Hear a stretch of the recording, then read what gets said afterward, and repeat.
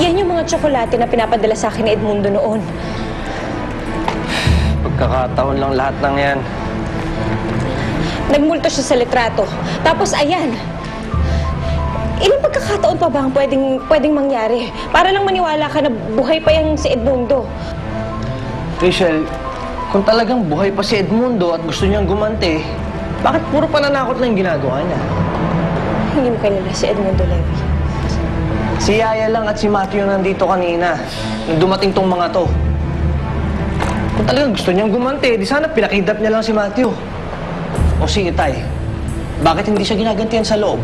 Kung talagang buhay pa yung Edmundo yan, nung unang araw pa lang, binalikan niya na tayo. Ano bang itsura nung nagpadala ng mga to? Sorry to say na hanggang ngayon hindi pa nakikita kung saan itinapon ang banggay ng daddy mo. Bakit nung ba naitanong? Sa isang litrato ho kasi ni Levi. Merong kamukha si Daddy sa background. Pinagmamasdan ho sila. Baka namang sila'y minumulta na ng daddy mo sa mga kasalanan ginawa nila sa inyo. Wala ho silang kasalanan. Si Daddy may kasalanan sa kanila. Ba, Jonathan? Ba't ka ganyan magsalita?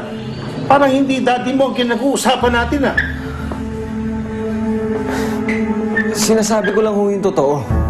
Well then, dapat kayo pala ni Apple dito ang mag-iingat. Baka kayo naman ang dalawin ng daddy mo.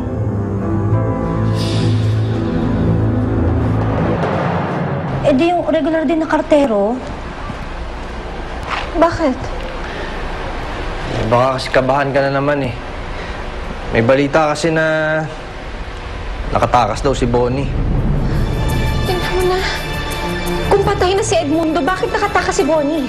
Sino pwede magpatakas sa kanya? Rachel, kung paniniwalaan natin lahat ng mga pagkakataon na yan, ibig sabihin nun, naniniwala na rin tayo na talagang buhay nga si Edmundo.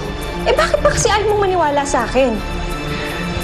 Dahil magpapakita sa atin yun kung talagang buhay pa siya. Baka naghahanap lang siya ng ibang pagkakataon. Rachel, buwan na ang lumipas. Ang dami ng pagkakataon kung gusto niyong gumanti. Patay niya siya. Ha? Tinatakot lang natin ang mga sarili natin eh. Paano kung buhay pa? Hindi malas niya. Dahil mapaghahandaan ko siya.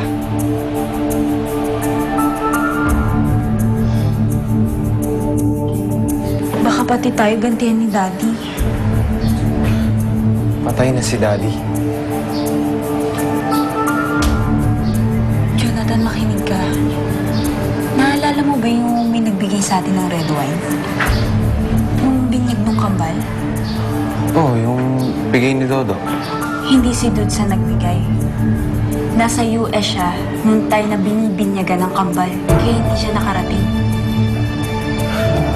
Ano gusto mong sabihin niya? Na hindi si Dude sa nagpadala. Tinanggi na rin ni Levi. Alalahanin mo. Yun yung paboritong anak ng daddy mo.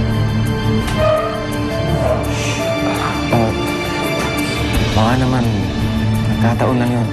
Alam mo, alisin mo na sa isip ko si Daddy. Kung buhay man siya, huwag kang mag-alala.